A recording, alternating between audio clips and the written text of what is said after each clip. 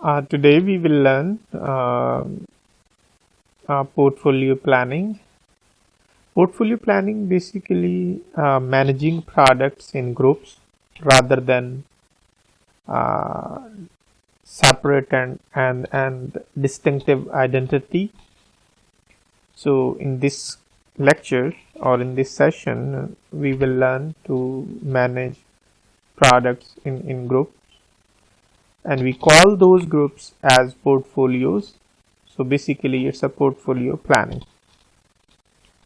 One of the famous tools that we use for portfolio planning is Boston Consulting Group Growth and Share Matrix. We also call it Growth Share Matrix, or we call it BCG Matrix, Boston Consulting Group Growth Share Matrix. This matrix has two variables. One is market share, you can see at the bottom, and market growth. So it means in order to calculate BCG matrix, or in order to develop BCG matrix, so you need to have two variables. One is market share and second is market growth. So market share can either be low or can be high, and similarly market share growth rate can be low and high. Now the question arises that how could we calculate market share? So it is very easy to calculate market share. So how you can do it? So you need to say collect data from 100 people who are buying, say for example you want to calculate the market share of say Pepsi Cola. So in order to calculate the market share of Pepsi Cola, so what you need to do basically, so you need to collect data from 100 people who are buying cold drinks. So out of those 100 people, so you need to know that how many people are buying Coca-Cola and how many people are buying Pepsi Cola and other drinks. So in this way, so out of these 100, so you will come to know, for example, 30 people are buying a Pepsi Cola and 40 people are buying Coca-Cola, and remaining 30% are buying rest of the products. So it's mean Pepsi share is 30%, Coca-Cola share is 40%, and rest of the products have market share of 30%. So in this way you can calculate market share. So you can then rate your market share as low and high, or so you can decide this low and high market share with respect to your competitors. So then similarly market growth, which can be low and high, and market growth can be calculated by based on your previous data. So how much growth you have witnessed in the last year, for example how much the sale you were having in last year and how much sales you have today, so just this year. So then you need to calculate the percentage increase. In this way you will come to know the growth rate in your product, or because you are calculating the growth in market growth, so you can calculate the growth in the industry. तो आप market growth industry की calculate कर सकते हैं, और इसको calculate करने के लिए आप चंद नोटेबल जो प्रोडक्ट्स हैं मार्केट में एग्जिस्ट करती हैं, so you need to select 5 notable products in the market or in the industry for which you are conducting this BCG matrix.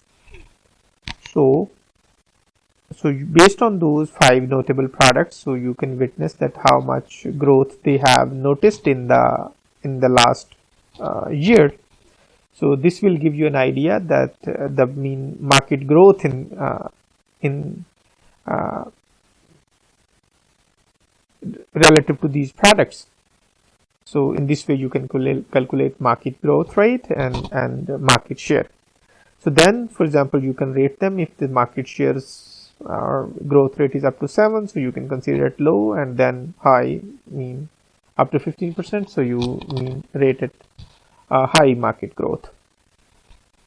Similarly, market share can be low and can be high. और अगर जब market share भी आपका लो हो और growth rate भी लो हो तो that is called dog business. तो जिस तरह आप देख सकते हैं मार्केट शेयर लो है और मार्केट ग्रोथ रेट भी लो है, वो 7% से कम हो और मार्केट शेयर भी आपका कम हो, तो देन आप उसका वो आपका डॉग बिजनेस डॉग पोर्टफोलियो में फॉल करता है। और इसी तरह अगर लो मार्केट शेयर है लेकिन ग्रोथ रेट बहुत ज़्यादा है मार्केट में, तो इट मीन्स दिस सेगमेंट, तो that is called problem child portfolio में फॉल करेगा वो। इसी तरह अगर मार्केट शेयर हाई है और ग्रोथ उसमें कम है तो दैट इज कैश काउ, और अगर मार्केट शेयर आपका उस प्रोडक्ट का हाई है एंड और उसमें ग्रोथ भी ज़्यादा है तो that is a star business और that is a star product. तो वो तमाम प्रोडक्ट्स जो स्टार इसमें फॉल करेंगी तो उसको हम स्टार पोर्टफोलियो कह सकते हैं। जो कैश कॉ में करेंगी फॉल करेंगी तमाम प्रोडक्ट्स, तो वो हमारा कैश कॉ पोर्टफोलियो हो सकता है। तो then dogs and similarly problem child. अब जब आपने ये डिसाइड कर लिया कि आपकी प्रोडक्ट कौन से सेगमेंट में फॉल करती है, कौन सी मैट्रिक्स में, कौन से पार्ट में फॉल करती है, और इन अदर वर्ड्स आपकी प्रोडक्ट डॉग है या स्टार, कैश कॉ या प्रॉब्लम चाइल्ड, वो किधर फॉल करती है। तो जब आपने ये ट्रेस आउट कर लेंगे तो then you will decide strategies accordingly. So if for example your products fall in the star business, so then the strategy can be कि आप अपनी बिल्ड करें मार्केट शेयर या लाइक सेल्स को बढ़ाने की कोशिश करें, क्योंकि आपका स्टार बिजनेस है, मार्केट ग्रोथ उसमें है, तो अब आपको स्ट्रगल करना चाहिए भी किसी भी तरीके से आपकी सेल्स बढ़ें। और सेल बढ़ाने के लिए और क्या काम कर सकते हैं, invest to maintain and increase leadership position. तो आप जो भी उसमें इन्वेस्ट करें ताकि आपकी सेल्स बढ़े, आप अपनी प्रमोशंस को इंक्रीज करें, अपनी डिस्ट्रीब्यूशन को इंक्रीज करें, सो दैट कि आप उस मार्केट में जिसमें ग्रोथ ज़्यादा है आप उसमें मैक्सिमम मार्केट शेयर गेन कर सकें। तो रिपेल कंपेटिटिव चैलेंजेस, तो जो भी कंपेटिटर की तरफ से चैलेंजेस आ रहे हैं try to meet with them so that कि आपकी प्रोडक्ट उस मार्केट में सर्वाइव कर सके। तो जाहिर है कि जब स्टार बिजनेसेस है तो उसकी स्ट्रेटजी स्लाइटली डिफरेंट होंगी। अगर प्रॉब्लम चाइल्ड है तो if your business falls in the problem child, तो फिर आपने क्या करना है, बिल्ड सिलेक्टिवली। तो आप बजाय कि पूरी मार्केट को अपनी प्रोडक्ट ऑफर करें, तो भाई चंद सेगमेंट सेलेक्ट कर लें जिधर उसकी नीड है, तो उन सेगमेंट को आप टारगेट करने की कोशिश करें। और focus on defendable niche where dominance can be achieve. तो कोशिश करें कि नीश को टारगेट करें जिधर उस प्रोडक्ट की डिमांड है उस पर्टिकुलर सेगमेंट में। फॉर एग्जांपल आपने देखा नहीं कि पाकिस्तान में अब ना लाइक पुअर क्वालिटी का ऑडिबल ऑयल भी यूज हो रहा है। क्यों हो रहा है? अब वो तमाम मार्केट के लिए नहीं है। तो वो क्यों है? क्योंकि तमाम पूरी मार्केट उसको बाय नहीं कर रही, लेकिन कोई छोटा सा सेगमेंट है जो उसको बाय करता है। तो दैट्स वाई वो जो आपका पुअर क्वालिटी का ऑडिबल ऑयल है वो भी बाय किया जा रहा है मार्केट में। तो इसीलिए आपको क्या करना चाहिए कि you need to build selectively. So small segment पे, स्मॉल नीश पे टारगेट करें और उनको अपनी प्रोडक्ट ऑफर करें। और हार्वेस्ट डाइवेस्ट द रेस्ट, जो बाकी जो आपके सेगमेंट्स हैं उनको आप उधर अपने डाइवेस्ट या हार्वेस्ट की स्ट्रेटजी की तरफ चले जाएं। तो प्रॉब्लम चाइल्ड में आप जिस सेलेक्टिव सेगमेंट्स को पे फोकस करें। कैश कॉ है तो क्योंकि आपके पास मार्केट शेयर ज़्यादा है और उसमें ग्रोथ भी ज़्यादा ग्रोथ नहीं है मार्केट में, यानी कि मार्केट स्टेगनेंट है, तो फिर आप क्या करें, hold the sale and market share की जितना है कोशिश करें कि वो उतना शेयर आपके पास ही रहे। अपने पोजीशन को डिफेंड करें और उसमें से जो कैश आप ज़्यादा उस सेगमेंट से, उस प्रोडक्ट से निकाल सकते हैं उसको निकाल लें और नई प्रोडक्ट्स को बनाने की कोशिश करें। या फॉर एग्जांपल वो ऐसी प्रोडक्ट जो आपकी प्रॉब्लम चाइल्ड में है, सेगमेंट में फॉल करती हैं, उनको बिल्ड करने की कोशिश करें। या वो प्रोडक्ट जो आपकी स्टार में है तो इधर कैश कॉ से पैसा निकालें और उन प्रोडक्ट को सपोर्ट करें और उनको अपलिफ्ट करने की कोशिश करें, या फिर न्यू प्रोडक्ट डेवलप कर लें। तो लाइक कैश कॉ में आप प्रोडक्ट्स को अकॉर्डिंगली देखें। फाइनली अगर कोई प्रोडक्ट डॉग बिजनेस है या डॉग प्रोडक्ट है तो फिर उसके पास आपके पास स्ट्रेटजीज जो है हमें हार्वेस्ट करें और डाइवेस्ट करें या फोकस ऑन डिफेंडेबल नीश, तो उसमें से छोटे सेगमेंट में चले जाएं जिधर उसकी ज़रूरत है, तो उस पे उस प्रोडक्ट को बेचने की कोशिश करें, शायद वो प्रोडक्ट आपकी सर्वाइव करे, या फिर ऑप्शन है कि उससे सारी चीज़ें विदड्रॉ करें, हार्वेस्ट और डाइवेस्ट की स्ट्रेटजी को अडॉप्ट करें और देन निकल जाए। तो अब ये देखें, इस सारी डिस्कशन से हमें क्या पता चला कि जब तक हमें अपनी प्रोडक्ट का स्टेटस क्लियर नहीं होगा कि ये किधर फॉल करती है, तो शायद हम अपनी स्ट्रेटजीज उसके अकॉर्डिंगली डेवलप नहीं कर सकते। तो इसलिए हमें ये पता होना चाहिए कि हमारी प्रोडक्ट कौन सी स्टेज पे है, प्रोडक्ट लाइफ साइकिल के कौन से स्टेज पे है। देन सेकेंडली हमें ये भी पता होना चाहिए कि ये किधर फॉल करती है, कौन से ये सेगमेंट में फॉल करती है, कि स्टार, कैश कॉ, प्रॉब्लम चाइल्ड एंड डॉग्स। जब हमें इन चीज़ों का आइडिया होगा तो फिर हम अपनी स्ट्रेटजीज को उसके अकॉर्डिंगली डेवलप कर सकते हैं। पता चले हमारी प्रोडक्ट डॉग बिजनेस में फॉल करती है, डॉग सेगमेंट में, और हम उस पर इन्वेस्टमेंट किए जा रहे हैं, हम उस पर प्रमोशन पे बहुत ज़्यादा इन्वेस्टमेंट कर रहे हैं, तो हालांकि उसमें तो ग्रोथ पोटेंशियल ही नहीं है और हमारा मार्केट शेयर भी बहुत कम है, तो शायद हमारा सर्वाइवल बहुत मुश्किल है उस केस में।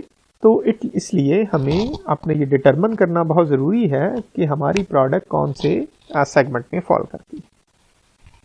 तो लाइक ये हमारी डिफरेंट प्रोडक्ट्स हैं, तो अब आप देख सकते हैं कि ये प्रोडक्ट्स डिफरेंट सेगमेंट में फॉल करती हैं। तो इट्स मीन ये हमारी एक बड़ी प्रोडक्ट है, इसका मार्केट शेयर ज़्यादा है, तो ये लाइक इसमें डॉग बिजनेस में फॉल करती हैं। These are problem child, this is our star product, और ये हमारे कैश कॉ। तो इनको हमें हार्वेस्ट या डाइवेस्ट की स्ट्रेटजी ये हमारे सेलेक्टिव वेस्ट में से सेलेक्ट कर लें कि किसको हमने प्रोडक्ट को रखना है, बाकी को डाइवेस्ट कर दें। ये हमारे स्टार प्रोडक्ट है, तो हमें इस पर ज़्यादा इन्वेस्टमेंट करनी चाहिए और इससे हमें पैसा निकालने की कोशिश करनी चाहिए, ज़्यादा से ज़्यादा पैसा हम निकाल लें और इन बाकी प्रोडक्ट को सपोर्ट करने की कोशिश करें। तो अगर हमें जब तक हमें ये BCG मैट्रिक्स में अपनी प्रोडक्ट्स का एनालिसिस नहीं करोगे तो शायद हम अपनी स्ट्रेटजीज को डिसाइड नहीं कर पाएंगे। अच्छा, कुछ प्रोडक्ट डेवलपमेंट स्ट्रेटजीज, तो हमारे पास ये चंद ऑप्शन हमारे पास होती हैं एज ए बिजनेसमैन, कि ऐसा भी हो सकता है कि अगर हम उसी एग्जिस्टिंग प्रोडक्ट्स में रहें और एग्जिस्टिंग ही मार्केट में, ना तो हम मार्केट चेंज करें और उसी मार्केट में वही प्रोडक्ट रखें और उसी मार्केट में रहें, तो उसको हम कहते हैं मार्केट पेनिट्रेशन स्ट्रैटेजी।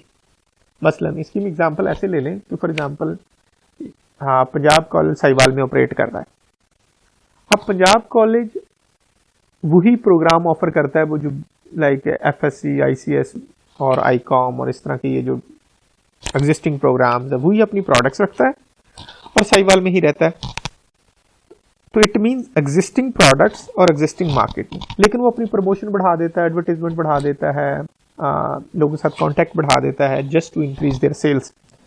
अगर वो इस तरह कोई काम कर रहा है वो पंजाब कॉलेज, ये उसकी मार्केट पेनिट्रेशन स्ट्रैटेजी है, बिकॉज वो अपनी एग्जिस्टिंग प्रोडक्ट्स के साथ और एग्जिस्टिंग मार्केट में ही रह के ज़्यादा मार्केट शेयर लेने की कोशिश कर रहा है। तो अगर कोई कंपनी ऐसा करती है कि एग्जिस्टिंग प्रोडक्ट के साथ एग्जिस्टिंग मार्केट में रहते हुए मार्केट शेयर गेन करने की कोशिश करती है, तो इट्स मीन वो कंपनी मार्केट पेनिट्रेशन स्ट्रैटेजी को यूज कर रही है। अगर एग्जिस्टिंग प्रोडक्ट्स हैं लेकिन नई मार्केट में जाके वो लॉन्च कर देते हैं, फॉर एग्जांपल पंजाब कॉलेज था, साहिवाल में ऑपरेट कर रहा था। अब पंजाब कॉलेज वो अपना ICOM और DCOM अपने जाके एक कैंपस चीचाबतनी में भी ओपन कर देता है और उधर भी वो ICOM, DCOM और वो जो ICS और FSC लॉन्च कर देता है। इट मीन्स कि एग्जिस्टिंग प्रोडक्ट्स लेकिन वो नई मार्केट में जाके उन्होंने लॉन्च कर दी। अगर कोई कंपनी इस तरह कर रही है या कोई बिजनेस ऐसा कर रहा है, तो इट्स मीन वो मार्केट डेवलपमेंट स्ट्रेटजी को फॉलो कर रहा है। और अगर ऐसा हो कि कंपनी एग्जिस्टिंग मार्केट में ही रहे और नया प्रोग्राम लॉन्च कर दे, जिस तरह कि अब यूनिवर्सिटी ऑफ साहिवाल ने या department of business administration university of Sahiwal ने अपना एक नया प्रोग्राम लॉन्च कर दिया, BBIS, bachelor in business and information system, और वो इसी मार्केट में साहिवाल में ही लॉन्च किया जा रहा है, तो इट मीन्स ये उनकी प्रोडक्ट डेवलपमेंट है। और इसी तरह अगर कोई नई मार्केट, नई प्रोडक्ट और नई मार्केट में जाके लॉन्च कर दिया जाता है, तो दैट इज कॉल्ड डाइवर्सिफिकेशन। इसकी मिसाल ऐसे ले लें कि यूनिवर्सिटी ऑफ साहिवाल अपना एक सीमेंट प्लांट लगा लेती, तो इट मीन्स मार्केट भी ज़ाहिर डिफरेंट होगी और जो उसको बाय करने वाले लोग हैं, स्टूडेंट्स तो नहीं हो सकते, कंस्ट्रक्शन के लोग होंगे, तो इट्स मीन नई मार्केट है और नई प्रोडक्ट है तो दैट इज कॉल्ड डाइवर्सिफिकेशन।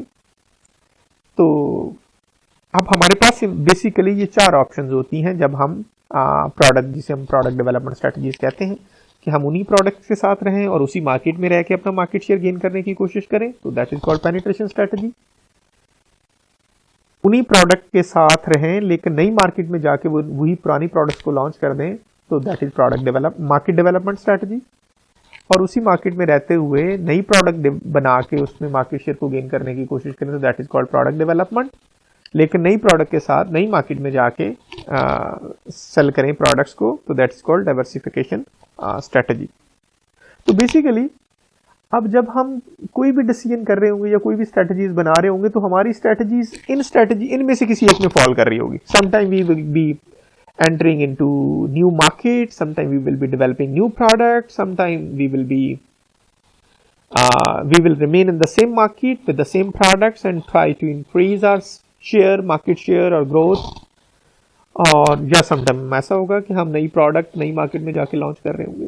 तो इट मीन्स हमारी तकरीबन तमाम जो स्ट्रैटेजीज होंगी वो इन्हीं स्ट्रैटेजीज में फॉल करेंगी, तो इनको हम प्रोडक्ट डेवलपमेंट स्ट्रैटेजीज भी कहते हैं। तो फाइन, आई होप कि आपको BCG मैट्रिक्स की अंडरस्टैंडिंग भी डेवलप होगी और आगे प्रोडक्ट डेवलपमेंट स्ट्रैटेजीज जिनमें ये मार्केट पेनिट्रेशन है, मार्केट डेवलपमेंट है, product development and diversification strategies है, तो आप इनको भी अंडरस्टैंड कर चुके होंगे। अच्छा, एक और वीडियो है जिसमें हमने ये देखा है कि हम BCG मैट्रिक्स को एक्सेल में कैसे डेवलप कर सकते हैं। तो एक और वीडियो भी है, मैंने वो शेयर की हुई है यूट्यूब में, तो आप उसको भी देख सकते हो ताकि आप ये लर्न करो कि हमने ये BCG मैट्रिक्स को कैसे डेवलप करना है एक्सेल में।